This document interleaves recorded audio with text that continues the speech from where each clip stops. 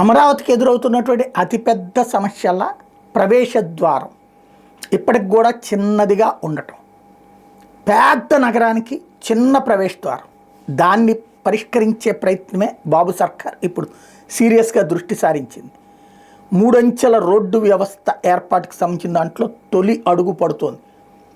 ఓవరాల్గా ప్యాకేజీల కింద 5 ప్యాకేజీలకు విడదీసి రోడ్డు త్వరగా నిర్మించేటటువంటి దిశగా అడుగులు వేస్తోంది.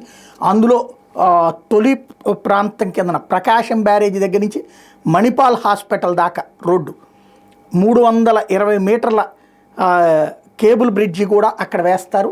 తద్వారా డైరెక్ట్గా వంతెన ద్వారా ఫ్లైఓవర్ ద్వారా రాజధానిలోకి వెళ్ళేటటువంటి ఒక మార్గం. అట్లాగే అటు గొల్లపూడి వైపు నుంచి ఆ ఫ్లైఓవర్ ఏదైతే అక్కడ కృష్ణానది మీద వంతెన పూర్తి అయిపోతే అట్నుంచి ఒక మార్గం వస్తుంది. ఇక కావాల్సిందల్లా గుంటూరు వైపు నుంచి, ఇప్పుడు అమరావతి రోడ్డు ఉంది గుంటూరు వైపు, గోరంట్ల వైపు, ఆ రోడ్డు నుంచి వెళ్ళినప్పుడు ఆ లోపల ఎంట్రన్స్ వచ్చేటప్పటికి చిన్న పల్లెటూళ్ళ నుంచి ఉంటుంది. అక్కడ కూడా పెద్ద రహదారిని నిర్మించాల్సి ఉంది.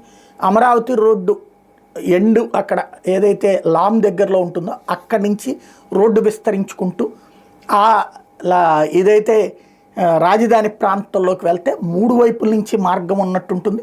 ఆ దిశగా అడుగులు వేయాల్సి ఉంది.